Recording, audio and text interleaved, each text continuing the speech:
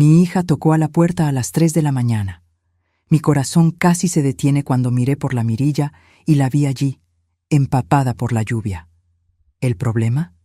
Llevaba 5 años muerta, y cuando abrí la puerta me susurró algo que solo nosotras dos sabíamos. Un secreto que nunca le conté a nadie.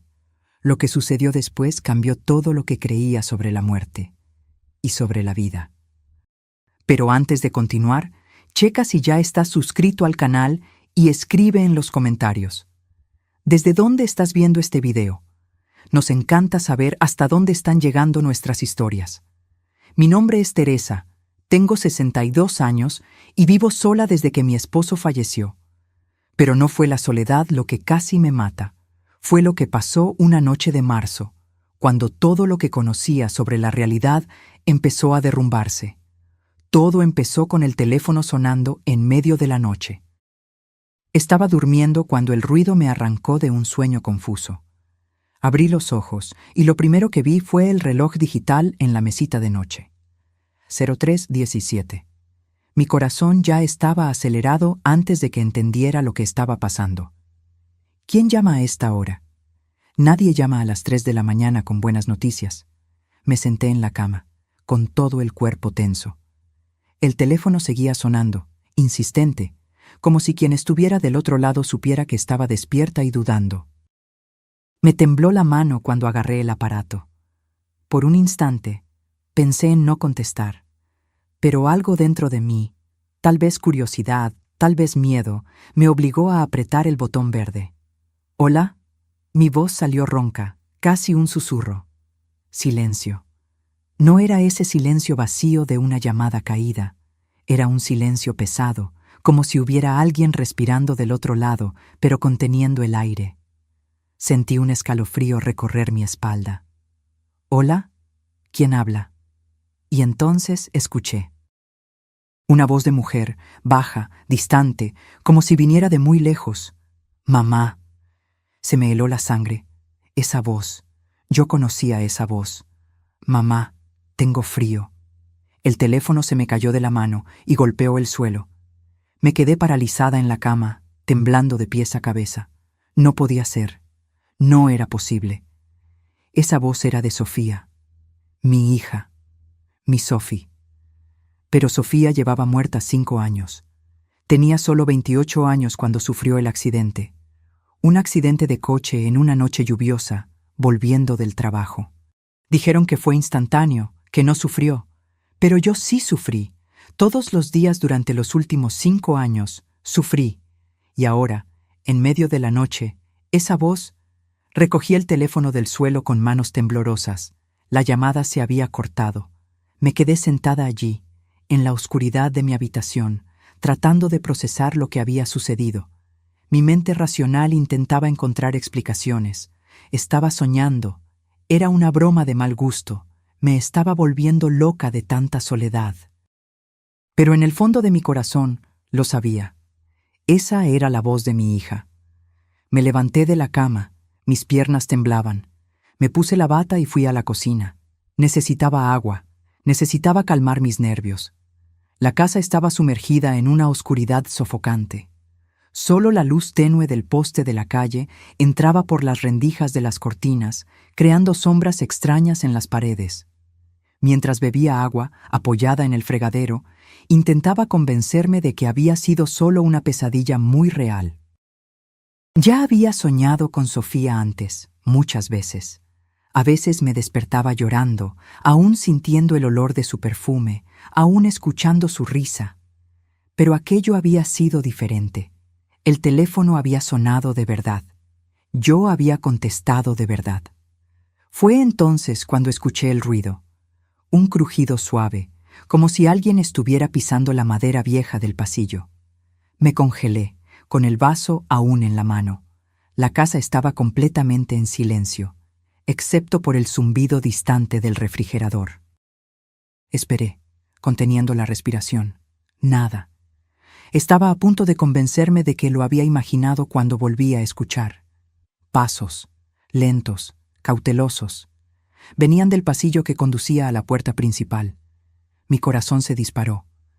Puse el vaso en el fregadero con cuidado, tratando de no hacer ruido. Mi mente corría. ¿Había entrado algún ladrón? Pero estaba segura de haber cerrado todas las puertas con llave antes de dormir. Siempre lo hacía, religiosamente, desde que me quedé sola. Los pasos se detuvieron. Todo quedó en silencio de nuevo, y entonces escuché la voz. Mamá. Venía de la sala. La misma voz baja, distante, la voz de Sofía. Mis piernas se movieron solas. Caminé por el pasillo oscuro, con el corazón latiendo tan fuerte que podía escucharlo en mis oídos. La puerta de la sala estaba entreabierta. Una luz tenue, azulada, venía de dentro. Empujé la puerta lentamente. La sala estaba vacía, pero el televisor estaba encendido. No con algún canal, solo esa pantalla azul de sin señal, iluminando la habitación con su luz fantasmal.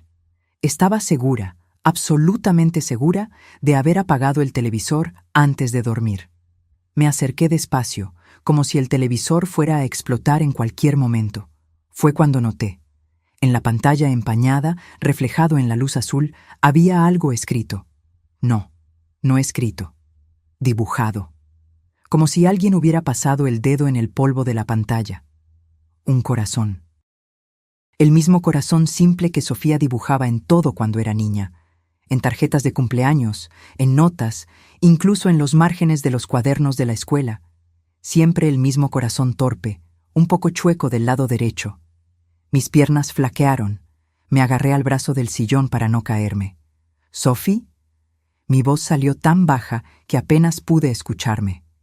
El televisor se apagó solo. La sala se sumergió en la oscuridad. Y entonces escuché los golpes en la puerta. Toc, toc, toc.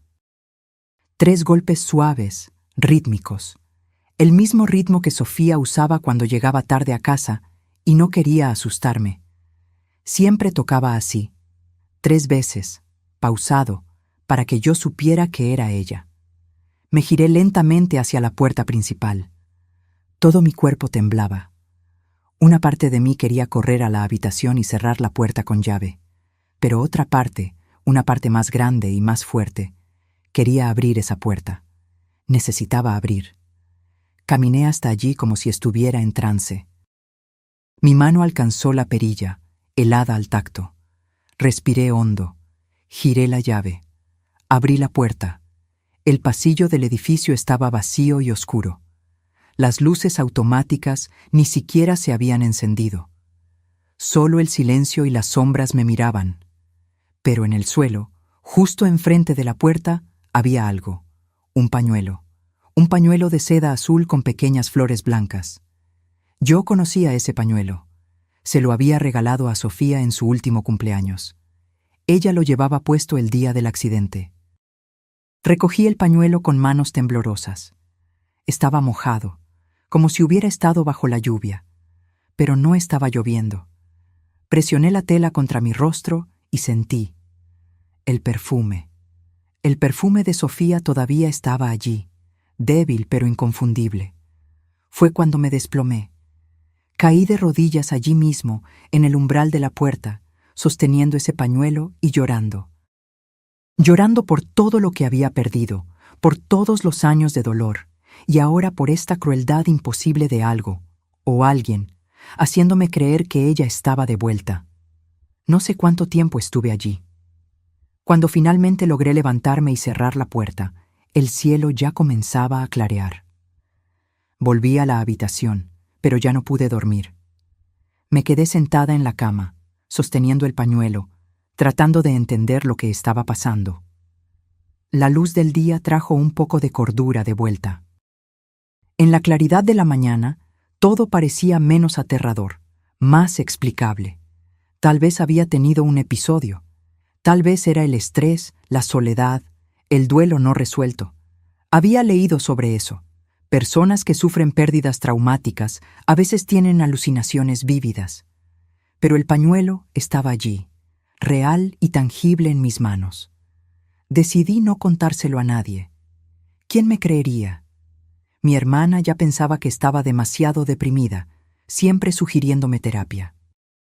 Si le contaba que estaba escuchando la voz de Sofía y encontrando sus pertenencias apareciendo misteriosamente, me internaría sin pensarlo 2 veces. Intenté seguir mi rutina. Tomé café, vi las noticias, fingí que todo era normal, pero mis ojos siempre volvían al pañuelo, dejado sobre la mesita de la sala. Prueba de que no lo había imaginado todo. Por la tarde decidí hacer algo que no hacía en años: abrir el cuarto de Sofía. Después de que murió, cerré ese cuarto con llave y tiré la llave en un cajón. No podía entrar allí, ver sus cosas, sentir su ausencia de forma tan concreta. Era más fácil fingir que el cuarto no existía. Pero ahora, después de lo que había pasado, necesitaba entrar. La llave estaba donde la había dejado, en el fondo del cajón de la cocina, debajo de pilas de cuentas antiguas y recibos. La agarré y fui hasta la puerta cerrada al final del pasillo. Me tembló la mano al encajar la llave en la cerradura. Por un momento dudé. ¿Sería capaz de lidiar con esto? Giré la llave y abrí la puerta. El olor me golpeó primero. Ese perfume característico de ella, mezclado con moho y aire estancado. El cuarto estaba exactamente como ella lo había dejado. La cama aún deshecha del último día que durmió allí. Ropa tirada en la silla. Libros apilados en la mesita de noche. Era como entrar en una cápsula del tiempo, en un mundo donde Sofía todavía estaba viva y solo había salido por unos minutos. Entré despacio, cada paso pesado de recuerdos. En la pared, fotos de ella en varios momentos de su vida. Sofía niña, con uniforme escolar. Sofía adolescente, haciendo muecas a la cámara. Sofía adulta, graduada, hermosa y radiante. Me senté en su cama y dejé correr las lágrimas. Había evitado ese lugar durante tanto tiempo, pero ahora parecía necesario. Como si necesitara estar allí para entender lo que estaba pasando. Fue cuando noté algo extraño. Su escritorio, generalmente cubierto de papeles y bolígrafos, estaba limpio. No, no solo limpio. Había algo sobre él, un cuaderno. Un cuaderno que yo nunca había visto antes, con tapa negra y sin ninguna marca. Me acerqué y agarré el cuaderno. Era nuevo. Las páginas aún tenían ese olor a papel fresco. Abrí en la primera página y mi corazón casi se detiene. Estaba escrito, con la letra de Sofía, para mi mamá. Lee cuando estés lista. Me quedé paralizada, sosteniendo ese cuaderno. La letra era inconfundiblemente de ella. Esa caligrafía que yo conocía tan bien, con las S siempre un poco chuecas y los puntos sobre las I transformados en pequeños círculos. ¿Pero cómo? Este cuaderno no estaba aquí antes. Estaba segura. ¿O sí? Mi mente intentaba encontrar explicaciones racionales. Tal vez yo lo había puesto allí y lo había olvidado. Tal vez Sofía me lo había dejado antes de morir y yo, en medio del dolor, simplemente no lo había procesado. Pero no. Yo conocía cada centímetro de ese cuarto. Había sido la última persona en entrar allí antes de cerrar la puerta con llave. Este cuaderno no existía. Con manos temblorosas, pasé la página. Mamá, si estás leyendo esto, entonces logré llegar hasta ti. Sé que estás confundida, asustada. Lo entiendo, pero necesito que me escuches. Necesito que sepas la verdad sobre lo que me pasó. Mi estómago se revolvió. Me senté en la silla del escritorio, incapaz de mantenerme de pie. Continué leyendo. El accidente no fue un accidente. Descubrí algo, mamá. Algo que alguien no quería que yo supiera. Y por eso me silenciaron. Pero la muerte no es el final. No cuando hay verdades no contadas, no cuando hay justicia por hacer. Mis manos temblaban tanto que apenas podía sostener el cuaderno. Esto no podía ser real. Era imposible. Las personas muertas no escriben mensajes. No aparecen en sueños tan vívidos. No dejan sus pertenencias en puertas. Pero, ¿y si...? Sacudí la cabeza, tratando de alejar los pensamientos locos. Necesitaba ayuda. No podía lidiar con esto sola. Agarré mi celular y llamé a la única persona en la que podía confiar. Mi sobrina Jimena. Jimena era psicóloga. Si alguien podría ayudarme a entender si me estaba volviendo loca o si realmente estaba sucediendo algo, sería ella. La llamada cayó en el buzón de voz. Intenté 2 veces más. Nada. Dejé un mensaje pidiéndole que me llamara urgentemente. Volví mi atención al cuaderno. Había más texto, pero antes de que pudiera seguir leyendo, mi celular sonó. Contesté rápido, esperando que fuera Jimena. Teresa. Era una voz masculina. Tardé un segundo en reconocer. Fernando, el exnovio de Sofía. ¿Fernando? ¿Hola? Mi voz salió extraña incluso para mí. Disculpa que te llame así, de la nada. Sé que ha pasado tiempo, pero necesito hablar contigo. Personalmente. Es sobre Sophie. Mi corazón se aceleró. ¿Qué sobre ella? Hubo una pausa larga del otro lado. No puedo hablar por teléfono. ¿Podemos vernos? ¿Hoy mismo? Había algo en su voz. Urgencia, miedo tal vez. ¿Está todo bien, Fernando? No, nada está bien. Por favor, Teresa. Es importante. Cuestión de vida o muerte. Esas palabras se quedaron resonando en mi cabeza después de que colgué. Fernando había terminado con Sofía pocos meses antes del accidente. Ella había quedado devastada en ese momento, aunque nunca me había contado exactamente lo que había pasado entre ellos. Y ahora, 5 años después, él aparecía queriendo hablar sobre ella con urgencia. Acordamos vernos en una cafetería en el centro, cerca de Coyoacán, en 2 horas. Esto me daba tiempo de tratar de procesar lo que estaba pasando. Guardé el cuaderno en mi bolso. No iba a dejarlo allí, no después de todo lo que había sucedido. Me di una ducha rápida y me vestí. Mientras me ponía labial en el espejo del baño, tuve la clara sensación de estar siendo observada. Me giré rápido, pero no había nadie.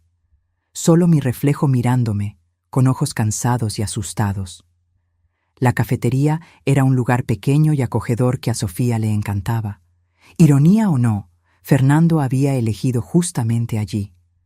Llegué primero y pedí un té. Mis manos seguían temblando.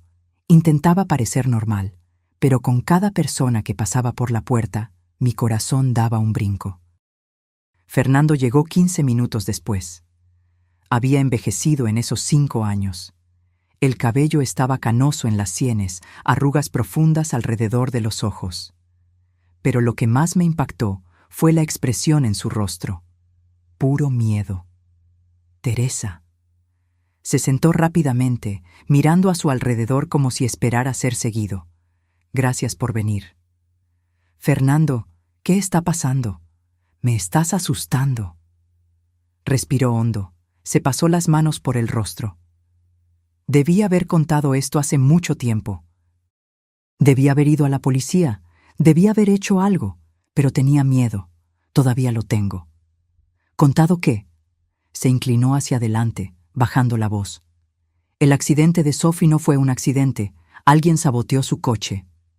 Sus palabras confirmaban lo que había leído en el cuaderno. Sentí que el suelo se derrumbaba bajo mis pies. ¿Cómo lo sabes? Porque ella me lo contó. Una semana antes de morir, apareció en mi casa aterrorizada. Dijo que había descubierto algo en el trabajo. Algo grande. Documentos falsos, desvío de dinero, no sé todos los detalles. Ella trabajaba en una gran empresa de inversiones en Santa Fe. Tenía acceso a mucha información confidencial. Sofía nunca me había contado nada sobre problemas en el trabajo, pero yo tampoco la presionaba mucho. Ella siempre fue reservada sobre esas cosas. Y luego, presioné. Dijo que iba a denunciar, que tenía pruebas de todo, pero estaba asustada porque el esquema involucraba a gente poderosa, muy poderosa. Intenté convencerla de que no hiciera nada, que simplemente saliera de la empresa y lo olvidara. Peleamos feo. Fue la última vez que hablé con ella antes del accidente. ¿Y nunca le contaste esto a la policía? Bajó la mirada. Tenía miedo. Después de que murió, empecé a recibir amenazas, llamadas anónimas, mensajes extraños. diciéndome que me quedara callado, que no hiciera preguntas. Fui un cobarde, Teresa, soy un cobarde. Pero ahora me están siguiendo. Estoy seguro de eso. Y anoche... Se detuvo, las manos temblando mientras agarraba su celular. Me mostró una foto. Era la puerta de su departamento, y escrito con pintura roja en letras grandes: silencio o muerte. Sentí un escalofrío recorrer mi cuerpo. Fernando, tienes que ir a la policía ahora. No puedo, no sin pruebas, y por eso estoy aquí. Necesito saber si Sofía te dejó algo, algún documento, alguna memoria USB, cualquier cosa. Me dijo que había guardado copias de las pruebas en un lugar seguro. Pensé en el cuaderno en mi bolso. ¿Sería eso? Pero el cuaderno solo había empezado a escribir sobre verdades y conspiración, nada concreto aún. Ella nunca me dio nada, respondí. Nunca ni mencionó tener problemas. Fernando pareció derrumbarse. Entonces estamos perdidos. Sin pruebas, esas personas seguirán impunes y seguirán detrás de cualquiera que represente una amenaza. ¿Por qué no te fuiste? ¿Cambiaste de ciudad, de país? Lo intenté, pero tienen ojos en todas partes. El primer mes después de su muerte, planeé salir del país. El día que iba a viajar, mi coche fue vandalizado. Todas mis cuentas bancarias fueron invadidas. Mi pasaporte desapareció misteriosamente. El mensaje era claro: no hay escapatoria. Nos quedamos en silencio por un momento. El ruido de la cafetería a nuestro alrededor parecía distante, amortiguado. Yo procesaba todo aquello, tratando de encajar las piezas. Teresa, Fernando me miró con intensidad. Si descubres algo, cualquier pista sobre lo que Sofía estaba investigando, avísame. Pero ten cuidado, esas personas no están jugando. Se levantó para irse, pero agarré su brazo. Fernando, me han estado pasando cosas extrañas, muy extrañas. Le conté todo. La llamada en medio de la noche, la voz de Sofía, el pañuelo, el cuaderno. Me escuchó en silencio y su expresión se fue volviendo cada vez más grave. ¿Leíste todo el cuaderno? Todavía no, solo el comienzo. Léelo, tal vez sea eso. Tal vez Sofía encontró una forma de comunicarse. Fernando, ¿estás escuchando lo que dices? Las personas muertas no escriben cuadernos. Él sonrió tristemente. Hace 5 años habría estado de acuerdo contigo, pero después de todo lo que he visto, todo lo que he pasado, ya no sé qué es posible o imposible. Después de que se fue, me quedé sentada allí, con el té ya frío frente a mí. Agarré el cuaderno del bolso y abrí en la página donde me había detenido. Mamá, sé que es difícil de creer, pero estoy aquí, de alguna forma, atrapada entre mundos. No puedo descansar mientras mis asesinos estén libres. Necesito tu ayuda. Eres la única persona en la que puedo confiar ahora. Continué leyendo, y con cada línea mi horror aumentaba. En mi computadora hay una carpeta oculta. La contraseña es el día de tu cumpleaños seguido del mío. En esa carpeta encontrarás todo. Todos los documentos, todas las pruebas que reuní. Pero cuidado, mamá. Esas personas son peligrosas. Me mataron sin dudarlo. No lo pensarán 2 veces antes de hacer lo mismo contigo. Mi computadora. La laptop de Sofía estaba en su departamento. Después de su muerte, yo había empacado todas sus cosas y las había guardado en un almacén. Nunca tuve el valor de tocar nada. Pero la laptop... ¿Dónde estaba la laptop? Intenté recordar. Sí, estaba en el armario de su cuarto, en el estante de arriba. La había dejado allí mismo, junto con otros aparatos electrónicos suyos. Pagué el té a toda prisa y prácticamente corrí a casa. Ya estaba anocheciendo cuando llegué al edificio. Las luces del pasillo parpadeaban levemente, proyectando sombras extrañas en las paredes. Subí las escaleras en lugar de usar el elevador. No quería quedarme atrapada en un espacio pequeño con los pensamientos que corrían en mi cabeza. Cuando llegué a mi piso, noté algo mal. La puerta de mi departamento estaba entreabierta. Estaba absolutamente segura de haber cerrado con llave cuando salí. Siempre cerraba. Empujé la puerta despacio, con el corazón en la garganta. ¿Hay alguien ahí? Silencio. Entré con cuidado. La sala estaba patas arriba, cojines tirados en el suelo, cajones abiertos, libros esparcidos. Alguien había revuelto mi casa. Y por la destrucción estaba buscando algo específico. Con miedo de hacer ruido, caminé silenciosamente hasta el cuarto de Sofía. La puerta que yo había dejado cerrada estaba abierta de par en par. El cuarto había sido revuelto también. El colchón arrancado de la cama, el armario abierto, ropa esparcida por todas partes. Y el estante de arriba del armario estaba vacío. La laptop había desaparecido. Me quedé paralizada en medio del cuarto destruido, tratando de procesar lo que estaba viendo. Alguien había invadido mi casa. Alguien que sabía exactamente qué buscar. La laptop de Sofía, con todas las pruebas que había reunido, había desaparecido. Mi primer instinto fue llamar a la policía. Agarré el celular con manos temblorosas, pero antes de que pudiera marcar, escuché un ruido.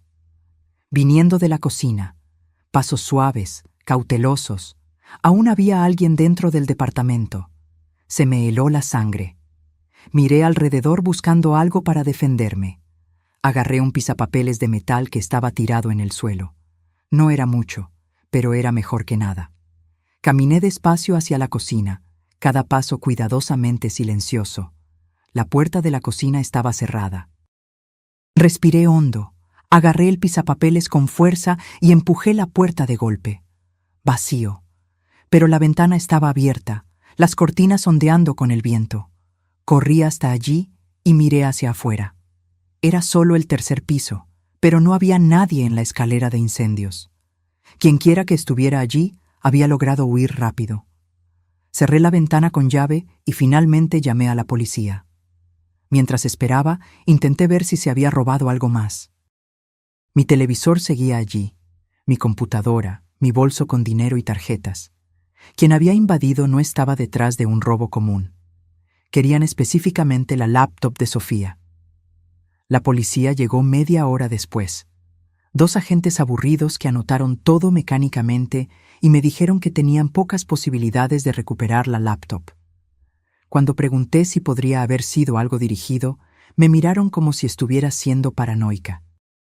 Señora, probablemente fue algún vicioso buscando cosas para vender, dijo uno de ellos. Hemos tenido varios casos así en el vecindario. No valía la pena discutir. No lo entenderían. No sin parecer una loca hablando sobre cuadernos apareciendo de la nada y voces de hijas muertas al teléfono. Después de que se fueron, intenté arreglar un poco el desorden, pero estaba demasiado exhausta, física y emocionalmente. Me senté en el sillón, sosteniendo el cuaderno que, por suerte, todavía estaba en mi bolso. Fue cuando mi celular sonó. Número desconocido. Pensé en no contestar, pero algo me hizo aceptar la llamada. ¿Hola? Respiración pesada del otro lado. Luego, una voz distorsionada, como si pasara por un modificador de voz. Deja de buscar. ¿Quién eres? Eso no importa. Lo que importa es que dejes de hacer preguntas. Olvida el pasado. Acepta que tu hija murió en un accidente y sigue adelante.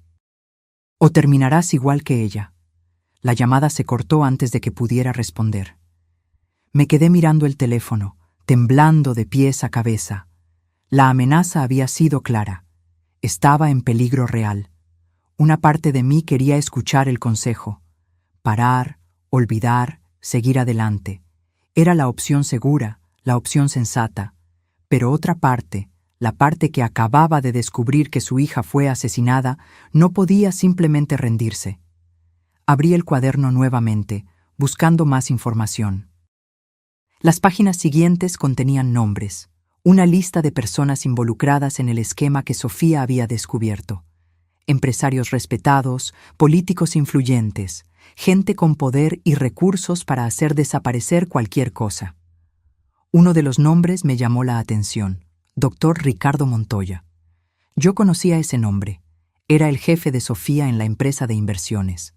Había ido a su funeral, me había dado el pésame Incluso me había enviado flores. Todo ese tiempo, siendo amable y atento, mientras tal vez sabía exactamente lo que le había pasado a mi hija. Sentí una rabia quemar dentro de mí, una rabia que no sentía hace mucho tiempo. No iba a dejar que esas personas ganaran. No iba a dejar que el sacrificio de Sofía fuera en vano. Pero necesitaba ser inteligente. Sola, era vulnerable. Necesitaba aliados. Agarré el celular y llamé a Jimena nuevamente. Esta vez ella contestó. «Tía Teresa, disculpa por no haberte devuelto la llamada antes. Estaba con un paciente». «¿Qué pasó?» Le conté todo. Cada detalle, desde la llamada de medianoche hasta la invasión. Jimena me escuchó en silencio y pude sentir la preocupación creciendo en su voz. «Tía, tienes que salir de ahí, ahora. Ven a mi casa, a la Roma». «No puedo huir, Jimena, no cuando estoy tan cerca de descubrir la verdad». «La verdad no vale tu vida. Si esas personas son tan peligrosas como parecen, estás en serio riesgo». «Lo sé, pero no puedo simplemente rendirme con Sophie». Hubo una pausa larga.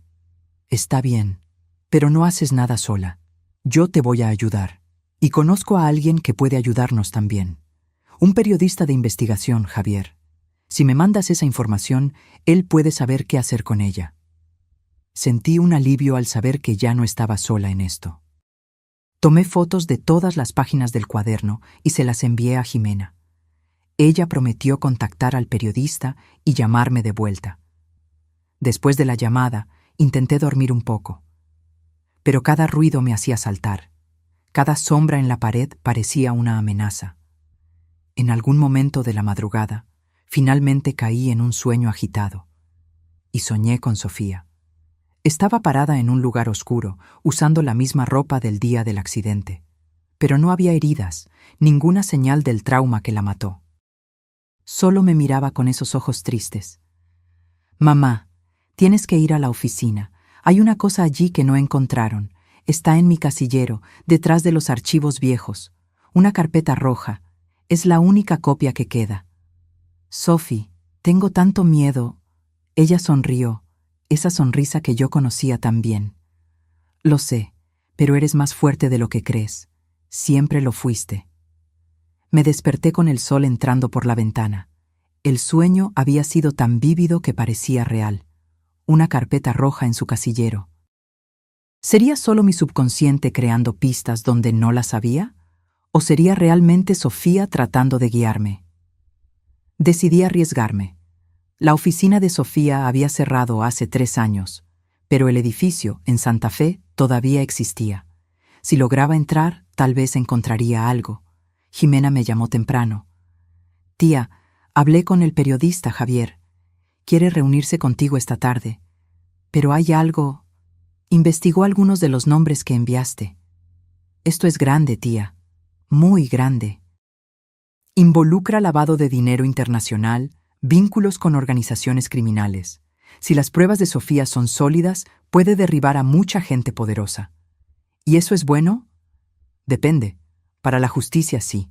Para tu seguridad, no tanto. Esas personas harán lo que sea para proteger sus secretos. Entonces necesito encontrar las pruebas antes de que las destruyan». Le conté sobre el sueño y la carpeta roja. Jimena dudó. «Tía, no sé si es una buena idea. Invadir un edificio. No es invasión si yo tenía acceso. Algunos empleados antiguos aún deben estar allí. Puedo decir que fui a buscar cosas personales de Sophie». «Está bien, pero yo voy contigo». Acordamos vernos frente al edificio corporativo al mediodía. Mientras tanto, intenté ordenar un poco el desorden que había quedado en el departamento. Cada objeto que agarraba me recordaba a Sofía. Fotos, cartas, pequeños objetos personales. Mi hija había dejado tanto de sí en ese lugar. Encontré una caja debajo de la cama que no había sido tocada por los invasores. Dentro había álbumes de fotos antiguos. Me senté en el suelo y comencé a hojear. Sofía bebé, niña, adolescente. Cada foto un recuerdo, cada recuerdo un puñal en el corazón. En el fondo de la caja encontré algo inesperado. Una carta. dirigida a mí, con la letra de Sofía, pero nunca abierta. El sobre estaba amarillento, como si hubiera sido escrito hace mucho tiempo. Abrí con cuidado. La carta estaba fechada 6 años atrás, un año antes del accidente. Mamá, si estás leyendo esto, es porque algo me pasó. Quiero que sepas que siempre te amé, más que a cualquier cosa. Y quiero que sepas que, si algo me sucede, no fue un accidente. Hay cosas que descubrí, cosas que no puedo contar ahora, pero guardé pruebas. En la oficina, en mi casillero, hay una carpeta roja. En ella está todo. Si algo me pasa, por favor, encuentra esa carpeta. Haz justicia. Te amo para siempre, Sophie. Mis lágrimas cayeron sobre el papel. Sofía lo sabía. Ella sabía que estaba en peligro y había intentado avisarme. Pero por alguna razón, esa carta nunca llegó a mí. Tal vez perdió el valor.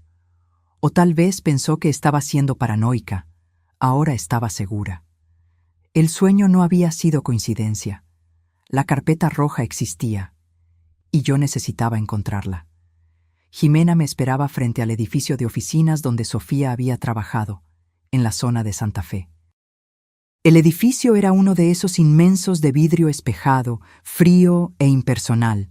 Al mirarlo, imaginé cuántos secretos guardaban esas paredes. «Tía, ¿estás segura de esto?» Jimena agarró mi brazo mientras caminábamos hacia la entrada. «Estoy segura». La recepcionista era nueva. No me reconoció. Dije que estaba allí para recoger pertenencias personales de mi hija que había trabajado allí años atrás. Ella dudó, pero después de algunas explicaciones y de mostrar mi identificación comprobando que era la madre de Sofía, nos dejó pasar. El piso donde ella trabajaba ahora está ocupado por otra empresa, nos informó. Pero los casilleros antiguos todavía están al fondo, en la bodega. No sé si aún queda algo de su hija. Tomamos el elevador hasta el 10º piso. Mi estómago se revolvía con cada piso que pasaba. Cuando las puertas se abrieron, fuimos recibidas por una recepción moderna, llena de plantas y una secretaria sonriente. ¿Podemos ayudar en algo?, expliqué de nuevo. Ella fue amable, mandó a un empleado a guiarnos hasta la bodega. Era una habitación grande al fondo del piso, llena de cajas de cartón apiladas y muebles viejos. En la esquina había una fila de casilleros metálicos oxidados. «Son de la empresa antigua de su hija», explicó el empleado. «Nunca los hemos tocado. Si quieren buscar, siéntanse libres. Vuelvo en un rato». Tan pronto como se fue, Jimena y yo comenzamos a buscar. Había unos 20 casilleros. La mayoría estaban vacíos o llenos de papeles viejos y material de oficina. «Tía, mira esto». Jimena señaló un casillero en la esquina. Tenía una etiqueta descolorida con el nombre S. Santos, Sofía Santos. Intenté abrir, pero estaba cerrado con llave. No tenía la llave. Miré alrededor buscando algo para forzar la cerradura. Jimena se quitó un pasador del cabello. «Aprendí esto en una película», dijo con una media sonrisa nerviosa. Tomó unos minutos de intentos frustrados, pero finalmente la cerradura cedió. El casillero se abrió con un chirrido. Estaba casi vacío. Algunos bolígrafos viejos, un saco olvidado. Y al fondo, detrás de una pila de carpetas vacías, una carpeta roja. Mi corazón se aceleró. Agarré la carpeta con manos temblorosas y la abrí. Dentro había documentos, muchos documentos. Informes financieros, estados de cuenta bancarios, correos electrónicos impresos, fotos y una memoria USB pegada en la contracubierta. «Es esto», susurré. «Es esto mismo». Jimena miró por encima de mi hombro, con los ojos muy abiertos. «Tía, esto aquí tiene nombres de diputados, empresarios. Dios mío, Sophie descubrió un esquema gigante». Cerré la carpeta rápidamente. «Necesitamos salir de aquí, ahora». Pero cuando nos giramos hacia la puerta, ésta se abrió. 3 hombres entraron. A uno de ellos lo reconocí de las fotos del funeral. Dr. Ricardo Montoya, el antiguo jefe de Sofía. Teresa, dijo con una sonrisa que no le llegaba a los ojos. ¡Qué sorpresa encontrarte aquí! Doctor Montoya. Intenté mantener la voz firme, escondiendo la carpeta detrás de mí. Él notó el movimiento. ¿Buscando algo específico? Solo cosas personales de mi hija. Claro. Dio un paso al frente. Los dos hombres con él, claramente seguridad privada, bloquearon la puerta. Sabes, Teresa, Sofía era una empleada ejemplar, dedicada, inteligente. Una pena lo que pasó. Fue realmente una pena, respondí, sintiendo a Jimena tensa a mi lado. Un accidente tan trágico.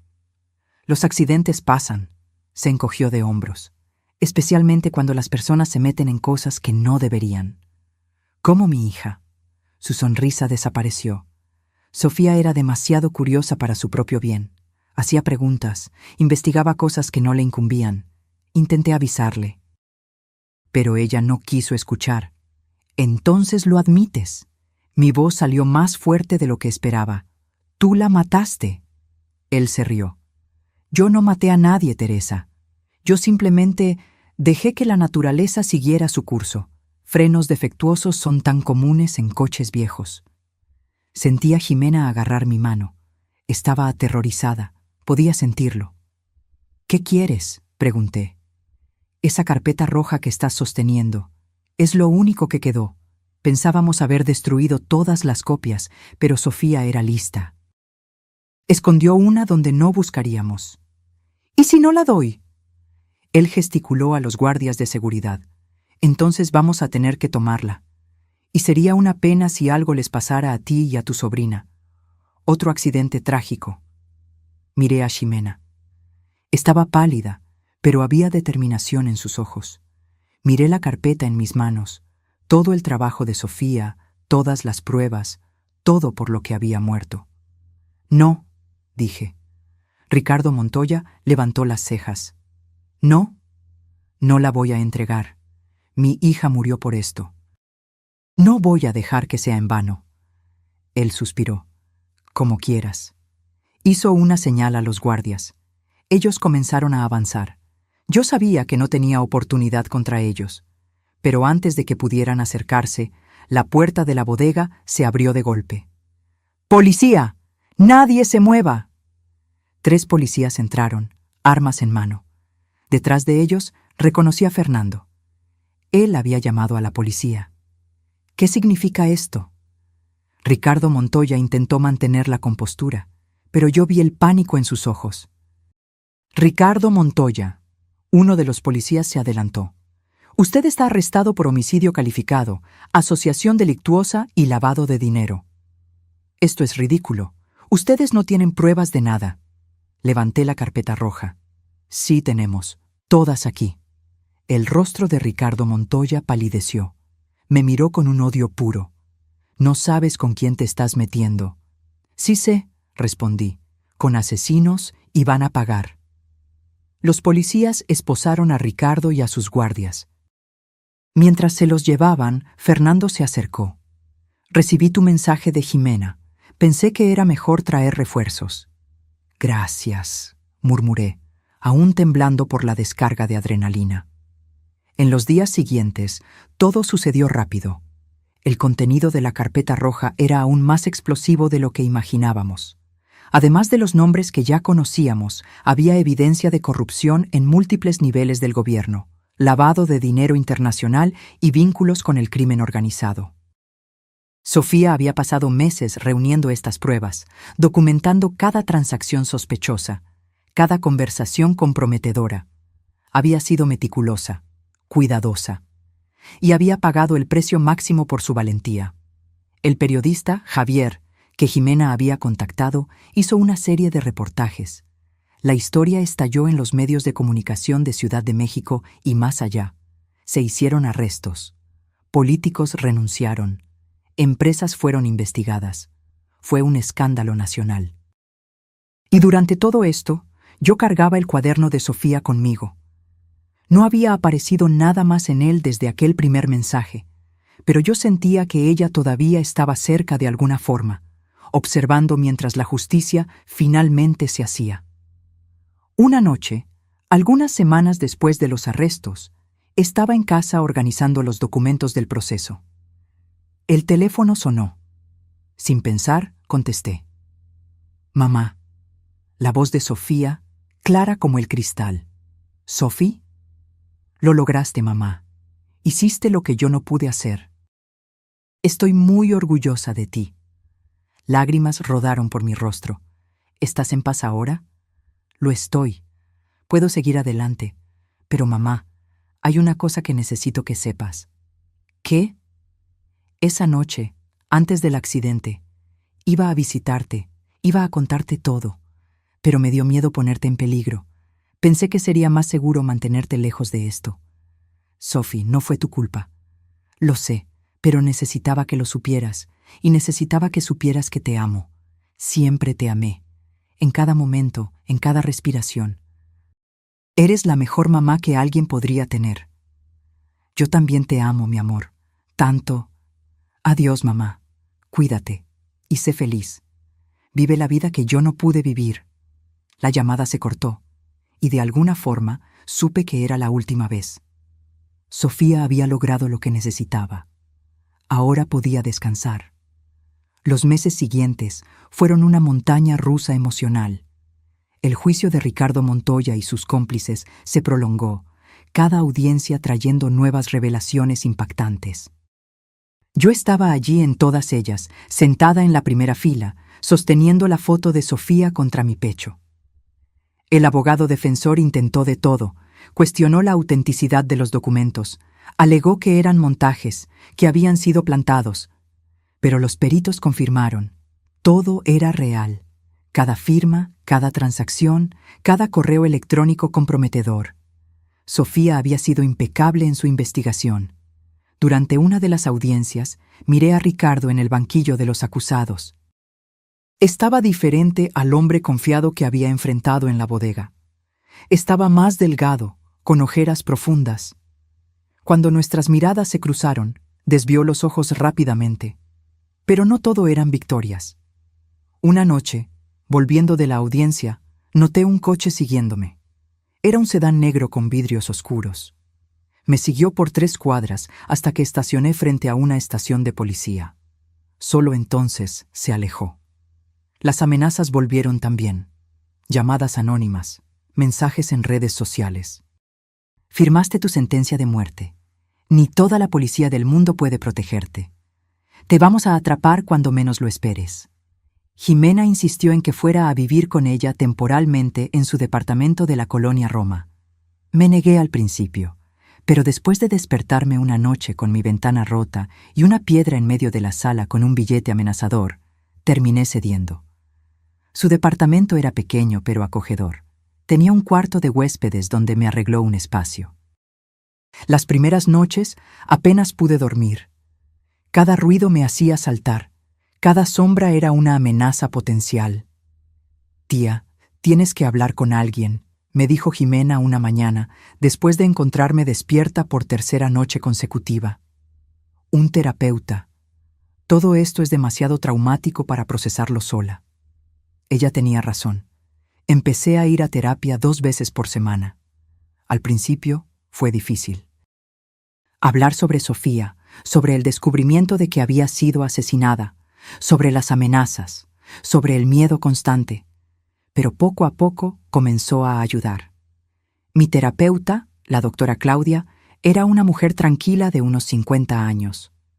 Nunca me juzgó cuando le conté sobre las llamadas de Sofía, sobre el cuaderno apareciendo, sobre sentir su presencia. El duelo se manifiesta de formas misteriosas, me explicó en una sesión, especialmente cuando hay asuntos no resueltos. Tu mente puede haber creado estos mecanismos como forma de procesar la pérdida y buscar justicia. Pero, ¿y si no fue mi mente?, pregunté. ¿Y si Sofía realmente encontró una forma de comunicarse? La doctora Claudia sonrió suavemente. Incluso si es real en el sentido sobrenatural, no importa. Lo que importa es que encontraste la fuerza para buscar la verdad, para hacer justicia. Sofía, desde donde quiera que esté, debe estar orgullosa. Mientras el juicio continuaba, el periodista, Javier, mantenía la historia viva en los medios. Era un hombre de unos 40 años, cabello canoso, siempre con una carpeta llena de papeles y una grabadora en el bolsillo. Nos reuníamos regularmente para que me mantuviera al tanto de los desarrollos de la investigación. Otros nombres estaban siendo investigados, otros hilos se estaban tirando. El esquema descubierto por Sofía era aún mayor de lo que imaginábamos. «Teresa», me dijo en uno de nuestros encuentros, «tu hija era una heroína. Lo sabes, ¿verdad?» Sonreí tristemente. Era mi hija, mi niña valiente que siempre quiso cambiar el mundo. Y lo cambió. Gracias a ella, decenas de personas corruptas están siendo responsabilizadas. Millones de pesos desviados están siendo recuperados. Las leyes están cambiando. Era reconfortante saber que la muerte de Sofía no había sido en vano, pero nada la traería de vuelta. Nada llenaría el vacío que su ausencia dejó. Una tarde, estaba en el departamento de Jimena cuando sonó el teléfono. Era Fernando. «Teresa, tienes que ver esto. Enciende la televisión en el canal de noticias». Encendí, y allí estaba, en letras grandes: Ricardo Montoya y otros 9 acusados condenados. Las sentencias suman más de 200 años de cárcel. Me senté en el sillón, con las piernas temblorosas. Estaba hecho. Finalmente estaba hecho. Se había hecho justicia. Jimena llegó del trabajo y me encontró llorando en el sillón, aún viendo las noticias. Se sentó a mi lado y me abrazó. «Ella puede descansar en paz ahora», Jimena susurró. «Y tú también». Pero había algo que todavía me molestaba. Un nombre en la lista de Sofía que nunca había sido mencionado en el juicio. Un nombre que yo reconocía pero no lograba recordar de dónde. Patricio Cárdenas. Busqué en los documentos de los que tenía copias. Patricio Cárdenas aparecía en varios correos electrónicos, siempre de forma periférica. Nunca directamente involucrado, pero siempre cerca, como una sombra. Le pregunté a Javier sobre él en nuestra próxima reunión. «Ah, Cárdenas», frunció el ceño. «Ese es complicado. Es un empresario muy bien conectado, abogado de profesión. Mucha gente poderosa lo tiene como asesor. Pero es escurridizo como una anguila. Nunca pudimos obtener pruebas concretas contra él». ¿Pero estaba involucrado? Probablemente, pero ¿sabes cómo es? Los peces gordos siempre tienen capas de protección, testaferros, cuentas offshore, empresas fantasma. Incluso con todo lo que Sofía descubrió, él logró mantenerse limpio. Esto me molestó. La idea de que alguien involucrado en el asesinato de mi hija todavía estaba libre, viviendo su vida normalmente. Comencé a investigar sobre Patricio Cárdenas por mi cuenta. Las noches en que no podía dormir, me quedaba en la computadora buscando información. Era sorprendente cuánto se podía descubrir con algo de persistencia y conocimientos básicos de Internet. Cárdenas era realmente bien conectado. Fotos de él en eventos sociales de alto nivel en Ciudad de México. Casado, 2 hijas. Una vida aparentemente perfecta, pero había grietas si sabías dónde buscar. Empresas que habían quebrado misteriosamente después de procesos que él condujo. Personas que habían desaparecido después de amenazar con exponer esquemas en los que él estaba involucrado. Estaba tan absorta en la investigación que no noté a Jimena parada en la puerta del cuarto. «Tía, ¿qué estás haciendo?», salté, cerrando la laptop rápidamente. «Nada, solo, investigando». Ella entró y se sentó en la cama a mi lado. «Tía, tienes que parar. El juicio terminó. Los culpables están en la cárcel. Tienes que seguir adelante». ¿Cómo puedo seguir adelante sabiendo que hay gente que ayudó a matar a mi hija y está libre por ahí? Porque no puedes salvar al mundo sola. Porque ya hiciste más de lo que cualquiera podría esperar. Porque necesitas vivir tu vida. Sabía que ella tenía razón, pero algo dentro de mí no podía dejarlo pasar. Esa noche tuve una pesadilla. Estaba conduciendo en una carretera oscura. De repente, los frenos fallaban. Intentaba detener el coche, pero solo aceleraba. Delante de mí veía a Sofía parada en medio de la carretera. Ella no se movía, solo me miraba. Intenté gritar, avisar, pero ningún sonido salía. El coche iba directo hacia ella y... Me desperté sudando, con el corazón acelerado. Me tomó unos segundos recordar dónde estaba. Departamento de Jimena, segura. Sofía había muerto hacía 5 años. Era solo una pesadilla, pero se sentía tan real. Me levanté y fui a tomar agua a la cocina. Eran las 3 de la mañana. La ciudad afuera estaba en silencio. Miré por la ventana hacia las calles vacías abajo. Fue entonces cuando vi un coche estacionado al otro lado de la calle, sedán negro, motor apagado, pero había alguien dentro. Podía ver el brillo de un cigarro encendido. Mi estómago se revolvió. Estaba siendo vigilada. Desperté a Jimena. Ella también vio el coche. Llamamos a la policía. Cuando la patrulla llegó, 15 minutos después, el sedán ya se había ido. Probablemente solo alguien esperando a un amigo, dijo el policía desinteresado. Usted está muy nerviosa, señora. Comprensible, después de todo lo que ha pasado. Pero yo lo sabía. No era paranoia, era real. Al día siguiente, Javier me llamó.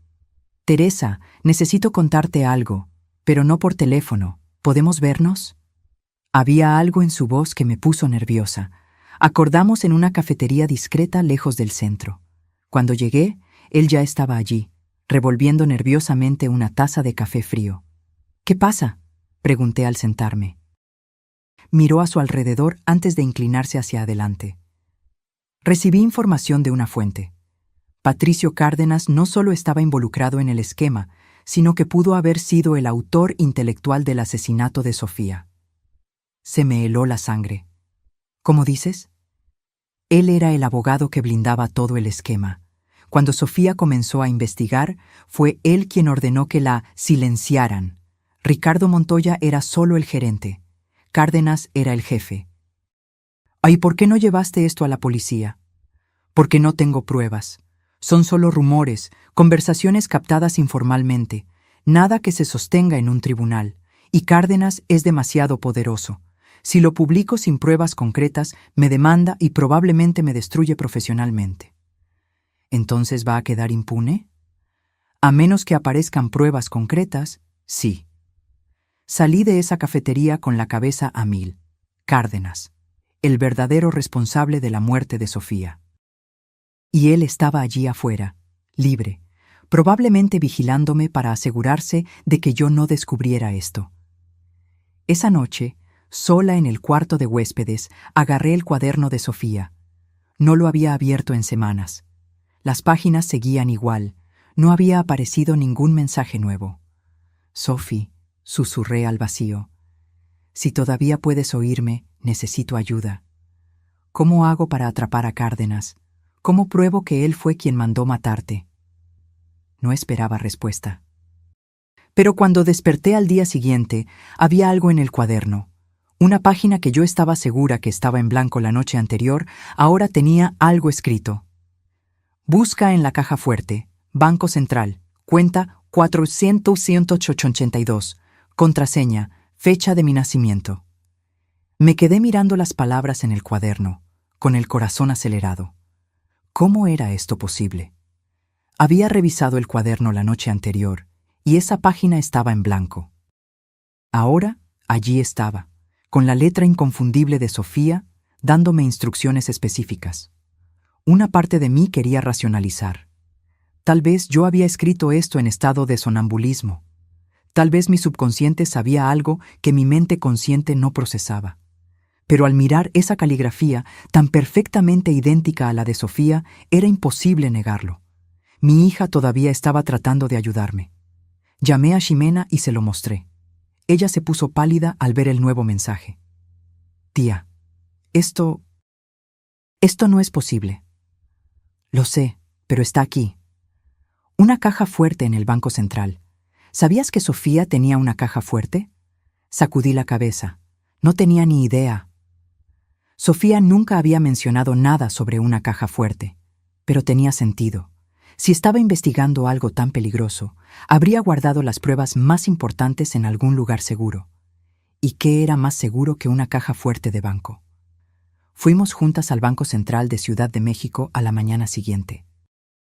Mi estómago estaba revuelto de nerviosismo.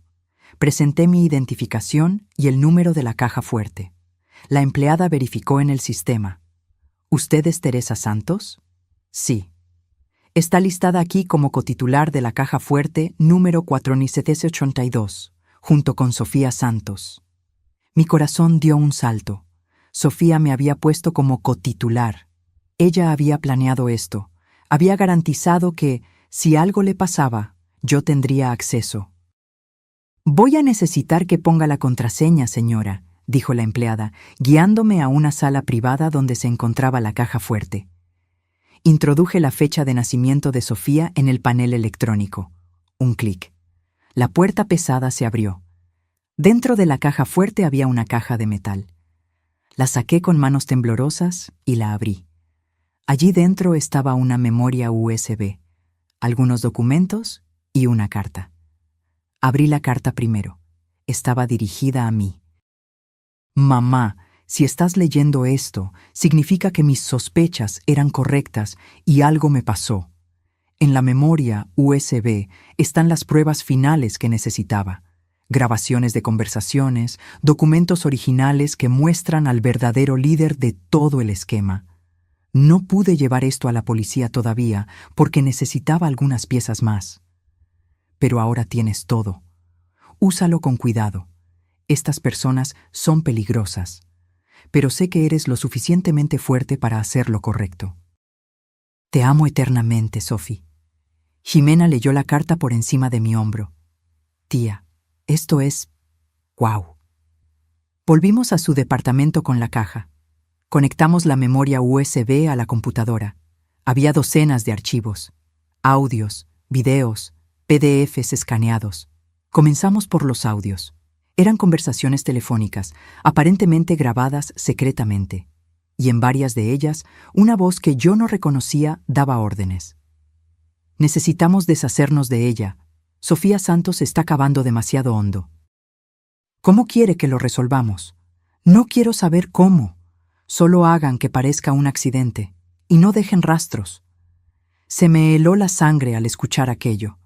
Era la prueba, la orden directa de asesinar a mi hija. Necesito saber quién es esa voz, dije temblando.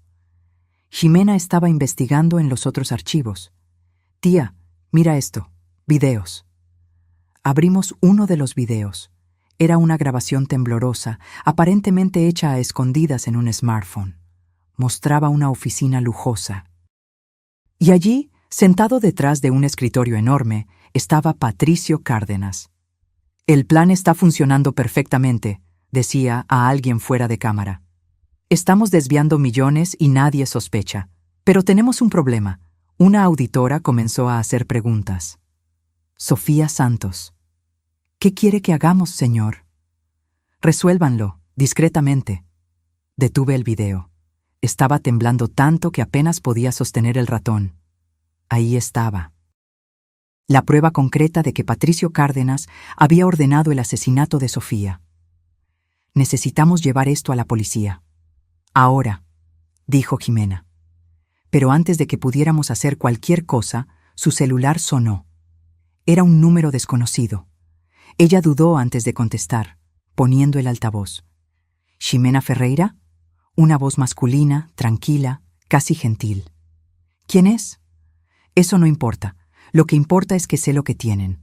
El contenido de la caja fuerte de Sofía.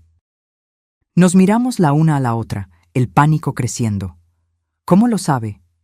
Tengo ojos en muchos lugares. ¿Ustedes creyeron que podrían entrar en un banco, abrir una caja fuerte y nadie se enteraría? Por favor. ¿Qué quieres? Pregunté, tomando el teléfono de las manos de Ximena. Teresa, siempre quise hablar directamente contigo. Soy Patricio Cárdenas. Sentí que el suelo desaparecía bajo mis pies. Mira, Teresa, siento mucho lo que pasó con tu hija, de verdad. Pero se metió en cosas peligrosas. No me dejó opción. Tú la mataste. Mi voz salió como un gruñido. Yo di órdenes para que se resolviera el problema. Es diferente. Es la misma cosa. Él suspiró. Ustedes tienen pruebas contra mí. Entiendo. Pero aquí está la cuestión. Si intentan usar esas pruebas, ustedes dos mueren. Así de simple. Yo tengo recursos, Teresa. Recursos que ni siquiera puedes imaginar. ¿Nos estás amenazando? Estoy siendo realista. Sofía intentó ser una heroína. Mira dónde la llevó eso. ¿Quieren el mismo destino? Prefiero morir que dejarte impune. Qué noble. Pero piensa en tu sobrina. Jimena tiene toda la vida por delante, un novio, una carrera prometedora. Sería una pena desperdiciar todo eso por culpa de un sentido equivocado de la justicia. Jimena estaba pálida a mi lado, las manos temblándole. Voy a hacer una propuesta, Cárdenas continuó. Destruyan las pruebas, olviden todo esto, y a cambio, yo garantizo que ustedes vivan en paz. Nunca más sabrán de mí. Pueden seguir con sus vidas. Y tú sigues libre. Yo siempre he estado libre, Teresa. Y siempre lo estaré. La diferencia es si tú y Jimena van a estar vivas para verlo. La llamada se cortó. Nos quedamos allí sentadas en silencio por un largo momento. La memoria USB todavía estaba conectada a la computadora, la pantalla mostrando los archivos que podrían destruir a Cárdenas. ¿Qué hacemos? Jimena susurró. La miré. Mi sobrina, mi única familia que quedaba. Estaba aterrorizada, y con razón. Cárdenas no estaba mintiendo. Había matado a Sofía sin dudarlo. Haría lo mismo con nosotras. Pero si destruíamos las pruebas, Sofía habría muerto en vano. El verdadero culpable quedaría libre, y seguiría haciendo víctimas. Tía, por favor. Jimena agarró mi mano. No vale la pena. Sophie ya se fue. Yo todavía estoy aquí. Tú todavía estás aquí. Necesitamos pensar en nosotras. Ella tenía razón. La opción sensata, segura, era hacer lo que Cárdenas quería. Destruir todo y seguir adelante. Pero miré la memoria USB, a las pruebas que Sofía había arriesgado y perdido la vida por reunir, y supe que no podía simplemente rendirme. Ximena, no tienes que estar involucrada en esto. Vuelve a tu casa, a tu vida. Yo voy a hacer esto sola. No, no te voy a dejar. Esto puede matarte. Entonces moriremos juntas. Pero no vamos a dejar que ese monstruo gane. Miré a mi sobrina con lágrimas en los ojos. Era tan valiente, tan parecida a Sofía en ese momento. Está bien, pero vamos a hacerlo de la manera correcta, con protección. Llamamos a Javier, el periodista. Le contamos todo, le enviamos copias de todos los archivos. Él se quedó en silencio por un largo tiempo después de ver las pruebas. Esto lo va a destruir, completamente. Pero amenazó con matarnos si lo publicamos. Entonces, necesitamos protección policial. Voy a hablar con mis contactos y voy a publicar todo. Si las pruebas son públicas, matarlas no servirá de nada. Era un plan arriesgado, pero era el mejor que teníamos. Javier trabajó rápido. En 48 horas el artículo estaba listo. Una investigación completa con todas las pruebas que Sofía había reunido, más los audios y videos de la caja fuerte. Todo documentado, verificado, irrefutable. La noche antes de la publicación no pude dormir. Jimena tampoco. Nos quedamos sentadas en la sala, con las luces encendidas, esperando. 2 policías hacían guardia en la puerta. Seguridad que Javier había logrado conseguir. A las 6 de la mañana el artículo salió al aire.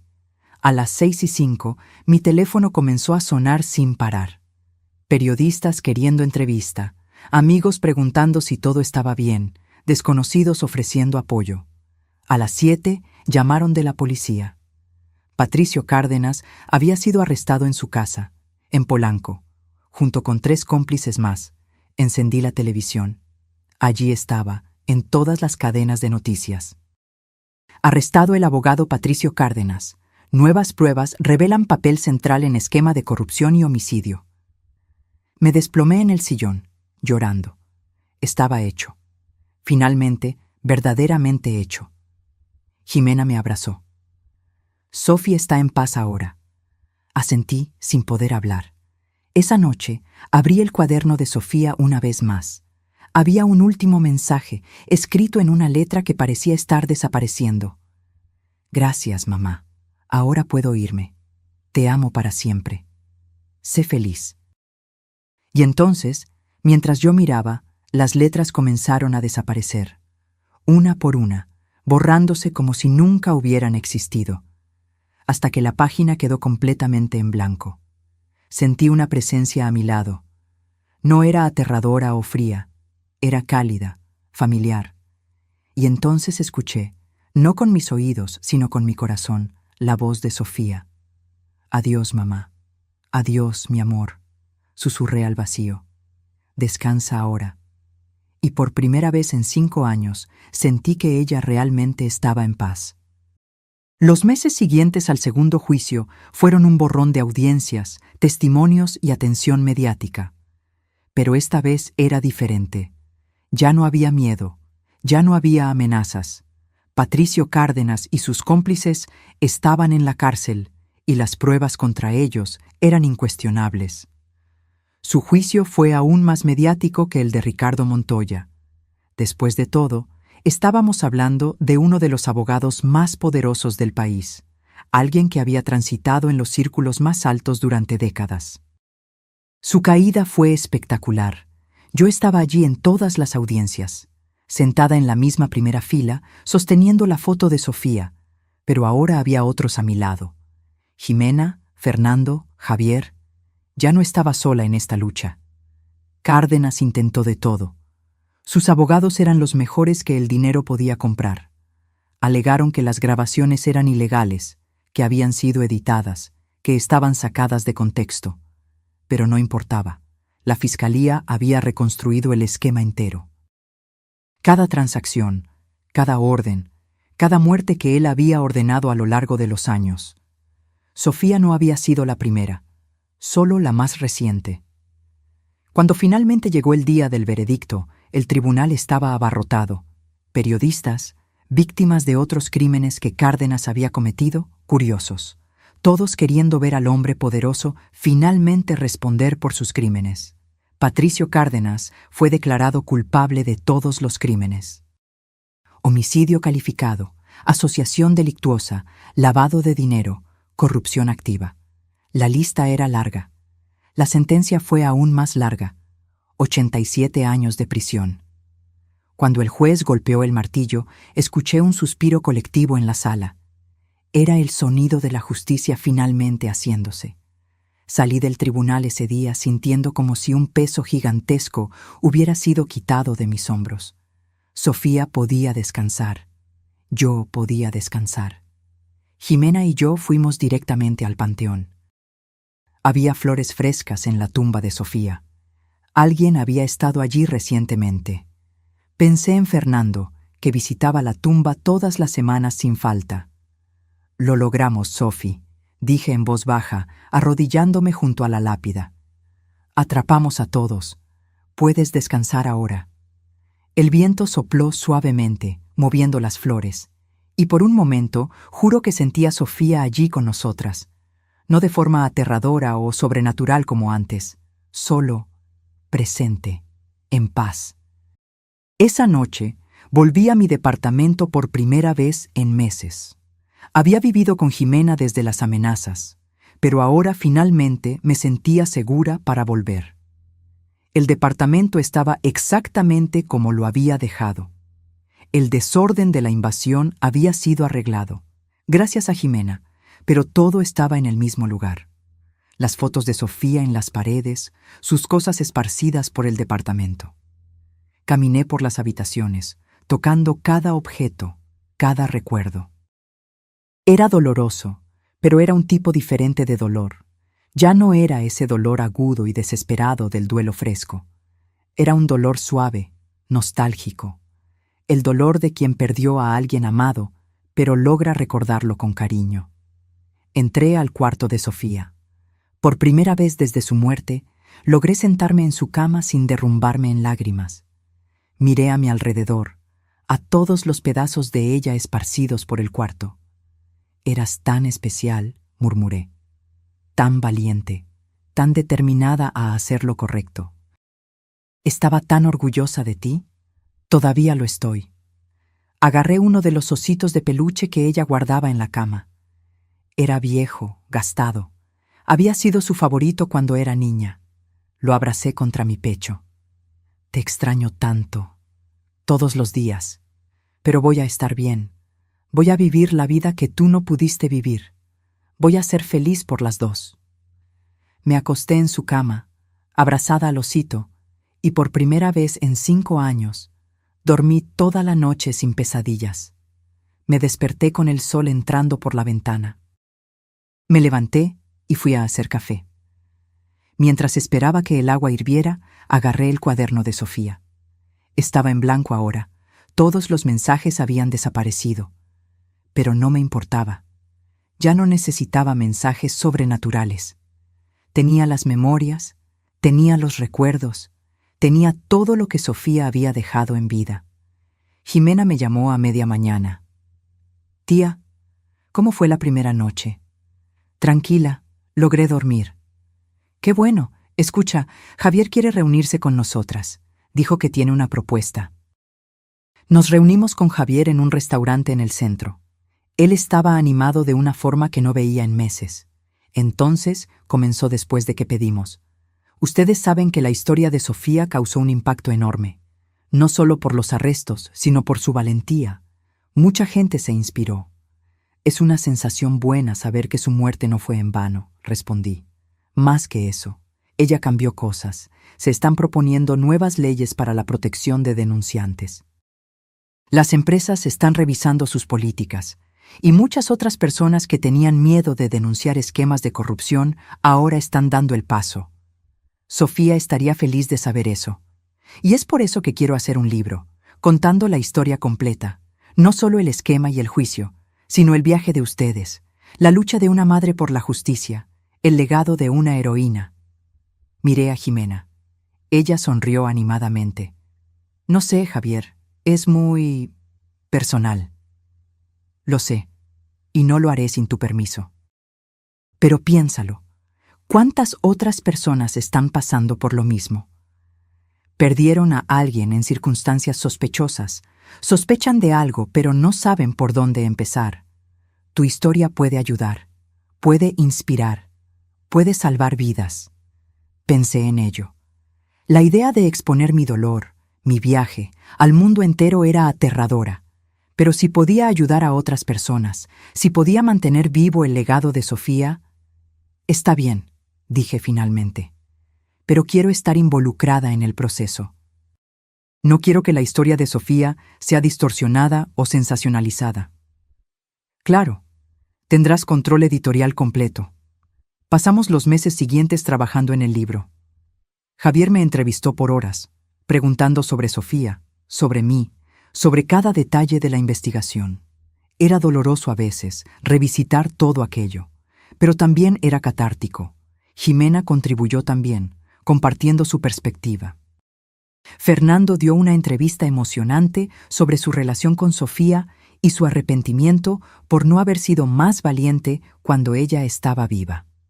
El libro fue lanzado 1 año y medio después de la condena de Cárdenas. Se llamó La voz del silencio. Cómo una hija muerta trajo justicia del más allá. La respuesta superó cualquier expectativa. El libro se convirtió en un bestseller en pocas semanas en México.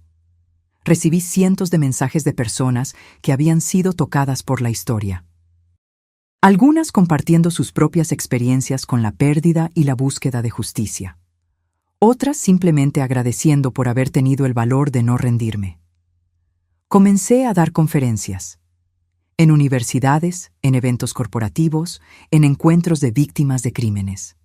Hablaba sobre Sofía, sobre la valentía, sobre nunca rendirse ante la verdad incluso cuando todo parece perdido. Y en cada conferencia sentía que estaba manteniendo viva a Sofía. No solo su memoria, sino sus valores, sus convicciones, su valentía. 2 años después del lanzamiento del libro, recibí una carta. Era de una mujer en Guadalajara que había leído la historia. Ella trabajaba en una empresa donde sospechaba de irregularidades graves. Tenía miedo de denunciar, miedo de las consecuencias. Pero después de leer sobre Sofía, encontró valor. Denunció. Y gracias a eso, se descubrió un esquema de decenas de millones y los responsables fueron arrestados. Tu hija me inspiró a hacer lo correcto, escribió. Y sé que hay riesgo, pero como dijiste en tu conferencia, algunos principios valen más que nuestra propia seguridad. Gracias por compartir su historia. Lloré al leer esa carta. Sofía estaba salvando personas incluso después de muerta. Su legado seguía creciendo. Jimena comenzó a trabajar en una ONG que apoyaba a denunciantes y protegía testigos en casos de corrupción. Estaba inspirada directamente por la historia de Sofía. Fernando se convirtió en un activista, luchando por mejores protecciones legales para quienes denuncian crímenes corporativos. Todos nosotros, cada uno a su manera, manteníamos encendida la llama de Sofía. 3 años después del juicio final, decidí hacer algo que venía posponiendo. Doné toda la ropa de Sofía, sus libros, sus pertenencias. Ya no los necesitaba para recordarla. Ella estaba viva en mi corazón, en las historias que contaba, en el bien que aún hacía en el mundo. Pero guardé algunas cosas. El osito de peluche, algunas fotos, el cuaderno, ahora permanentemente en blanco, pero aún precioso. Y esa noche, sentada en la sala de mi departamento, sentí una paz que no sentía hace años. Sofía estaba en paz. Yo estaba en paz. El viaje había sido largo, doloroso, aterrador, pero valió la pena. Cada lágrima, cada noche sin dormir, cada momento de miedo. Todo valió la pena. Porque al final se hizo justicia. La verdad prevaleció. Y el amor entre madre e hija demostró ser más fuerte incluso que la muerte. Los años pasaron suaves después de eso. No es que el dolor de la pérdida hubiera desaparecido completamente, nunca desaparece cuando pierdes a un hijo. Pero aprendí a llevar ese dolor de una forma diferente, ya no como un peso abrumador, sino como un recuerdo constante de cuánto amor compartimos. Mi departamento cambió a lo largo de los años. Hice una pequeña remodelación, pinté las paredes, compré muebles nuevos. Pero mantuve una habitación exactamente como estaba. El cuarto de Sofía. Se convirtió en un tipo de santuario, no en un sentido mórbido, sino como un lugar para recordar. Amigos y familia que visitaban siempre pasaban por allí, miraban las fotos, compartían recuerdos. Jimena se casó. Fue una ceremonia pequeña pero hermosa. Llevó un ramo con la foto de Sofía atada a las flores. Para que mi prima esté aquí conmigo, explicó con lágrimas en los ojos. Lloré durante toda la ceremonia, lágrimas de felicidad mezcladas con tristeza. Sofía debería haber estado allí, pero de alguna forma yo sabía que lo estaba. Continué con las conferencias. Viajé por todo México contando la historia, y en cada ciudad encontraba personas con sus propias historias de pérdida, de lucha, de búsqueda de justicia. Muchas veces me quedaba horas después de las conferencias solo conversando, escuchando, apoyando. Una mujer en particular me marcó. Ella había perdido a su hijo en circunstancias sospechosas 5 años antes en Monterrey. La policía había archivado el caso como suicidio, pero ella sabía que no era verdad. Después de escucharme hablar, decidió reabrir la investigación. 1 año después, me llamó llorando. Habían descubierto que su hijo había sido asesinado por un compañero de trabajo. El asesino fue condenado. Me diste esperanza cuando ya no tenía ninguna, me dijo. Gracias. Pero no todo era mirar hacia atrás. Poco a poco fui reaprendiendo a vivir en el presente, a hacer planes para el futuro. Volví a pintar. Era un hobby que había abandonado hace décadas. Compré pinturas, lienzos, pinceles. Al principio, pintaba solo a Sofía. retratos de ella en varias edades, paisajes que amaba, escenas de recuerdos que compartíamos. Pero eventualmente comencé a pintar otras cosas. Naturalezas muertas, abstractos, paisajes. Era terapéutico, liberador. Hice nuevas amistades también. En el grupo de apoyo a enlutados que comencé a frecuentar, conocí a otras madres y padres que habían perdido hijos. Nos reuníamos semanalmente, compartíamos nuestros dolores, nuestras alegrías, nos apoyábamos. Ellos entendían de una forma que nadie más podía. Una de esas amigas, Carmen, se volvió especialmente cercana. Ella había perdido a su hija en un accidente de tráfico hacía 8 años. Nos identificamos inmediatamente. Comenzamos a tomar café juntas, salir a caminar, ir al cine. Era reconfortante tener a alguien que entendía el dolor sin necesidad de explicaciones. 5 años después del juicio final, hubo un evento especial. El gobierno estaba inaugurando una nueva ley de protección a denunciantes y le habían dado el nombre de Sofía, Ley Sofía Santos de protección a los denunciantes de crímenes corporativos. Fui invitada a la ceremonia en el Palacio Nacional de la Ciudad de México. Jimena, Fernando y Javier fueron conmigo. Fue surreal ver el nombre de mi hija grabado en bronce en una placa, saber que su legado estaba literalmente cambiando el país.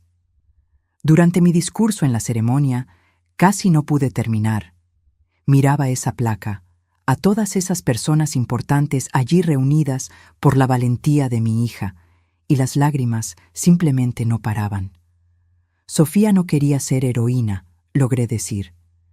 Ella solo quería hacer lo correcto, y pagó el precio máximo por eso. Pero su muerte no fue en vano. Cada persona que esta ley proteja, cada denuncia que conduzca a la justicia, cada esquema que sea desmantelado, todo eso es su legado. Y yo no podría estar más orgullosa. Después de la ceremonia, varias personas me buscaron. Denunciantes que habían sido protegidos por la nueva ley. Fiscales que habían usado la ley para construir casos. Periodistas que habían investigado corrupción con las nuevas protecciones. Todos querían agradecer, compartir cómo Sofía había impactado sus vidas. Volví a casa de ese evento sintiendo una gratitud inmensa. Sofía estaba muerta. Sí. Pero estaba más viva que nunca en las vidas que tocaba, en los cambios que catalizaba. 7 años después de su muerte, finalmente logré visitar el lugar del accidente. Lo había evitado durante todo ese tiempo. No podía enfrentarlo. Pero ahora, sintiéndome más fuerte, más sanada, decidí ir. Era una carretera común, nada especial. Pero allí, en esa curva donde el coche de Sofía había salido de la pista, yo finalmente logré visualizar sus últimos momentos. Y en lugar de dolor paralizante, sentí una paz extraña. Puse flores en el lugar. Me quedé allí por un largo tiempo, solo observando el movimiento de los coches, sintiendo el viento, escuchando los pájaros. Hiciste la diferencia, Sophie, susurré. Tu vida importó, tu muerte importó, y yo voy a seguir haciendo que importe. Cuando volví a casa ese día, encontré una sorpresa. Mi editor me había llamado. El libro estaba siendo adaptado para una película. Una gran productora había comprado los derechos. Querían contar la historia de Sofía al mundo entero. Estaba dividida al principio. La idea de actores interpretando mi dolor, mi viaje, era perturbadora, pero Jimena me convenció. Piensa en cuántas personas más conocerán la historia, cuántas vidas más pueden ser tocadas, cambiadas. Sophie se lo merece. Participé activamente en la producción. Conocí a la actriz que me interpretaría, una mujer talentosa que se tomó el papel muy en serio. Me entrevistó por horas para capturar mi esencia. La actriz que interpretaba a Sofía era aún más dedicada, viendo todos los videos que yo tenía de mi hija, estudiando sus modales, su voz. La película se estrenó 3 años después.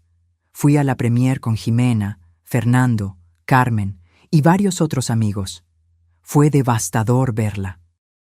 Ver la muerte de Sofía reescenificada, ver mi viaje de dolor y descubrimiento en la pantalla grande. Lloré durante toda la película, pero cuando las luces se encendieron y el cine entero se puso de pie en aplausos, supe que había valido la pena. La historia estaba siendo contada. El legado de Sofía estaba siendo esparcido. La película fue un éxito. Ganó premios, fue nominada al Oscar. Pero más importante, inició conversaciones. Sobre corrupción, sobre protección de denunciantes, sobre la valentía de hacer lo correcto incluso cuando cuesta todo. 10 años después de la muerte de Sofía, me desperté una mañana con una sensación extraña. No era dolor, no era tristeza, era aceptación, paz verdadera. Miré la foto de ella en la mesita de noche, mi niña hermosa, congelada para siempre a los 28 años, y sonreí. «Buenos días, mi amor», dije en voz baja. «Gracias, por todo, por haber sido mi hija, por haberme enseñado sobre la valentía, por seguir guiándome incluso después de partir». Me levanté y fui a hacer café. Mientras esperaba, abrí el cuaderno por primera vez en años. Todavía en blanco, como estaba desde aquel último mensaje. Pero esta vez agarré un bolígrafo y comencé a escribir. «Querida Sofía, ya son 10 años. 10 años desde que te perdí. 10 años desde que comencé este viaje. Y hoy, finalmente, puedo decir, estoy bien. No superé tu pérdida. Nunca la superaré. Pero aprendí a vivir con ella. Aprendí a encontrar alegría de nuevo, propósito de nuevo. Tú me enseñaste eso. Incluso en la muerte, seguiste enseñándome». Escribí por páginas, contando todo lo que había pasado en los últimos años, las victorias, las dificultades, las alegrías pequeñas del día a día. Era como escribir una carta, sabiendo que ella la estaba leyendo en algún lugar. Cuando terminé, cerré el cuaderno y lo guardé. Ya no lo necesitaba. Ya no necesitaba señales, ni mensajes del más allá. Tenía todo lo que necesitaba, memorias, amor y la certeza de que Sofía estaba orgullosa de mí. Esa tarde fui a visitar su tumba. Llevé flores frescas, como siempre, pero esta vez no lloré. Solo sonreí. Lo logré, Sophie. Logré vivir. Logré ser feliz de nuevo, y tú estás en todo lo que hago, en cada respiración, en cada día. Nunca te fuiste realmente. Estás aquí. Toqué mi corazón. Para siempre. El viento sopló suavemente, moviendo los árboles alrededor, y juro que escuché, muy bajito, la risa de Sofía. No con mis oídos, sino con mi corazón. Volví a casa con el corazón ligero. Jimena me había mandado mensaje invitándome a cenar. Acepté inmediatamente. Pasé por el supermercado para comprar un postre. Vi una película que quería ver hacía tiempo anunciada en el cine. Compré un boleto para el día siguiente. Estaba viviendo, realmente viviendo. Y sabía que donde quiera que Sofía estuviera, ella estaba sonriendo. Porque al final, eso fue lo que ella siempre quiso.